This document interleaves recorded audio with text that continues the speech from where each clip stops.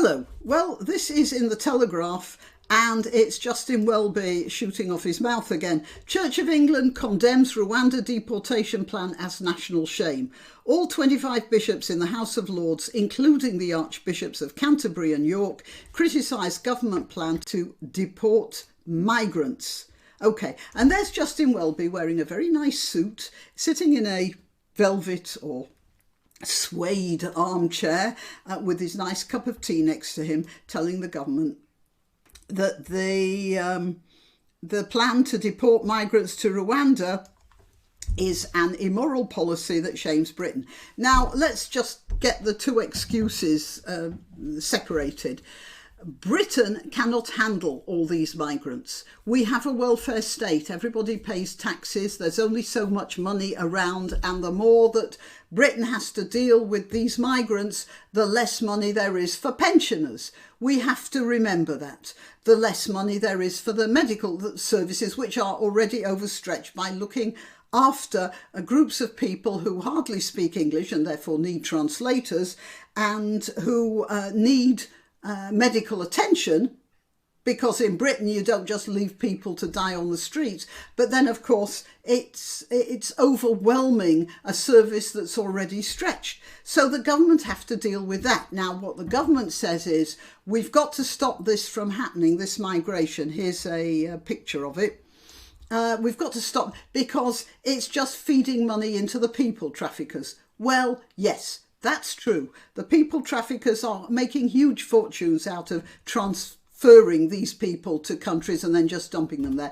But I don't believe that this entirely moral attitude is really what's uppermost in the government's mind. I think what's really in the government's mind is that these people are expensive and parasitical to a certain extent. Some of them may get jobs, but a lot of them won't. A lot of them don't speak English. It'll be years before they can actually earn a living, even if they get citizenship.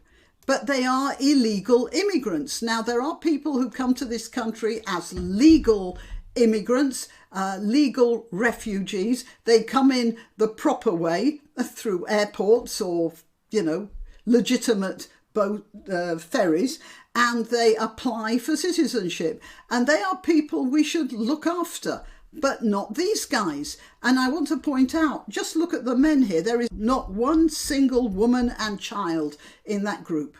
And why? Because these people are coming from probably pretty bad situations. They've travelled halfway around the world, and they are tough. They are survivors.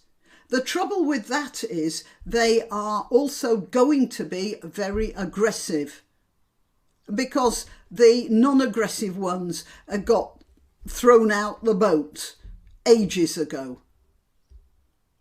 These people are probably not the best asylum seekers that we could take, and frequently you get them in these great chunks of men, like an invading army, and Britain has to put them somewhere. So they put them in old barracks, disused barracks, because of course we don't need an army anymore, do we? They put them in disused barracks, and then they feed them peanuts. And these guys get bored and frustrated and angry, and remember, they're survivors. They fought their way here. They're not shrinking violence. They are going to do violence, and they have done in a couple of situations. I've heard of barracks being burnt down by aggrieved asylum seekers who are economic migrants who think that Britain is a land where they can just get handouts and medical attention and all the rest of it, and that's why they're here. If there were no handouts, they wouldn't be here. And Justin Welby, who is the Archbishop of Canterbury and supposed to be responsible for the spiritual and physical welfare of the citizens of this country and the members of the Church of England, is telling the government that this moving these migrants to Rwanda is an immoral policy. Now, what the British government is saying is they shouldn't be here.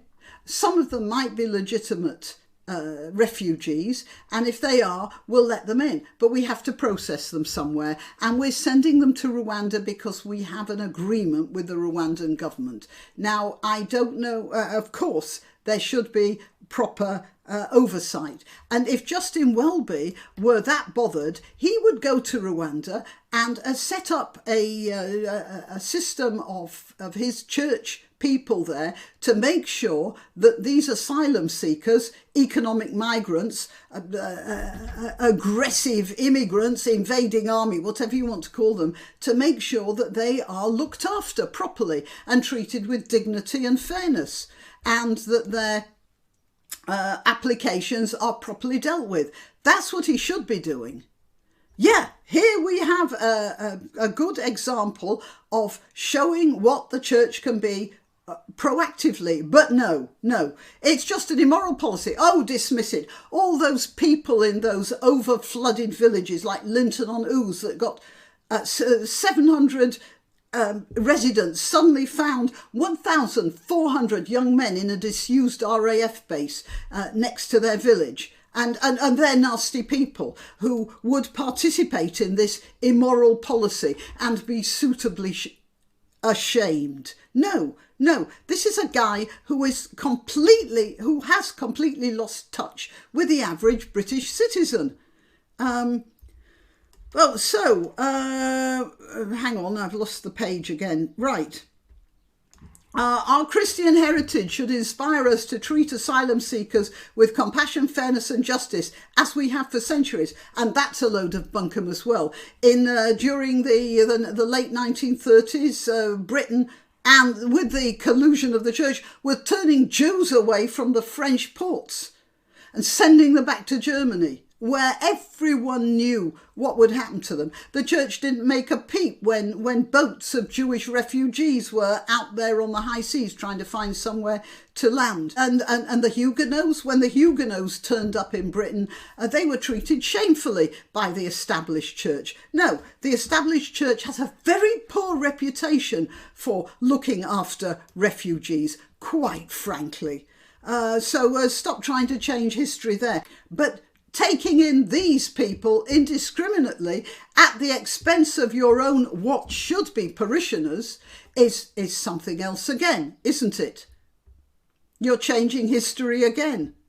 Whether or not the first deportation flight leaves Britain for Rwanda, this policy should shame us. No, it shouldn't.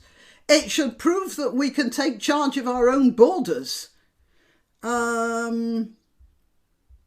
Right. The intervention comes just days after it was reported that Prince Charles has privately described the government's Rwandan policy as appalling. Now, this is interesting because although Charles might have said it was appalling, it was in a private conversation. What I want to know is why this was released, why this leaked out, who leaked it and why.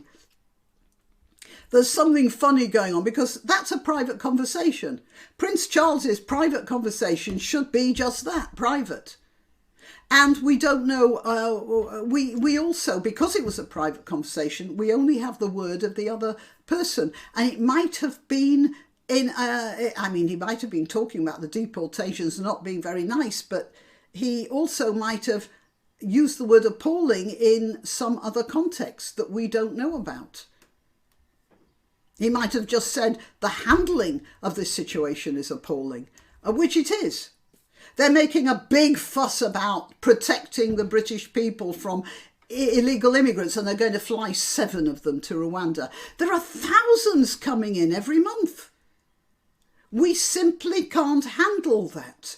The system is not set up to support that. It's like a footbridge being expected to take a tank.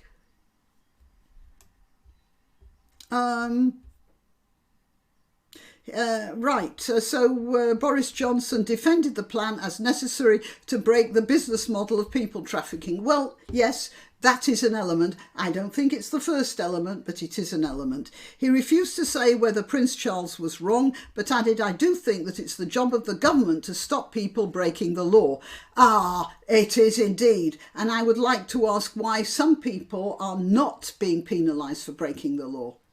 across the board. I'm not referring, by the way, to the cake gate incident. I'm talking about much bigger, deeper issues like grooming and riots and people stopping the roads and stopping traffic and causing direct physical harm to people by doing so. That's also breaking the law, is it not? And they don't seem to be dealing with that either. And indeed, you remember I mentioned the riot outside the cinema. This should not happen.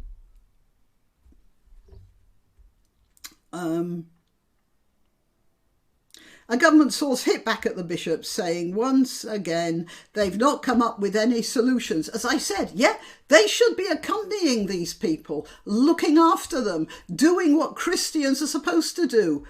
Being poor and looking after the poor. Oh no, it's much easier to sit in your suede armchair with your cup of tea on the little companion table by your side, or whatever those things are called. They say it is immoral, but leaving people to die making perilous journeys at the hands of people smugglers is very immoral. Only 7 migrants at most are due on the first flight on Tuesday. The bishop's letter in the Times, of course, warned that the migrants facing deportation had not had a chance to appeal or see family in Britain. Do you think those young men have family? Look at those guys. They are not family people. Fita, and no attempt has been made to understand their predicament. They're in a predicament because they left their countries to find somewhere where they could, where there was a settled and organised state. But it won't be settled and organised if it's groaning under the strain, that's for sure. They are vulnerable that the Old Testament calls us to value. They are the vulnerable that the Old Testament calls us to value, it added, explaining that evil trafficking must be combated by providing safe routes to the UK to reduce dangerous journeys. Oh yes, why don't we just build a bridge and say, come in everybody? What is this guy talking about? This is the Archbishop of Canterbury. Look, you are the Archbishop of Canterbury, not Aleppo. Just deal with the people in Canterbury. Yeah, I don't suppose there's anything more I could say. Okay, I'm Granniopteryx. I am to be found on YouTube, Rumble, BitChute, Minds. Please like this video, share it, contribute to my channel and subscribe. And also sign up for @Granniopteryx on Twitter, Gab or Parler, because on those platforms I let you know when I've uploaded a new video. Until next time. Why not treat yourself or a favoured relative or friend to these magnificent examples of merch? The mugs and t-shirts come in the Granniopteryx design or Granbo, with a firearm or the more deadly knitting needles. Go to www.granniopteryx.com and whatever platform you're watching this on, please click like, subscribe and share.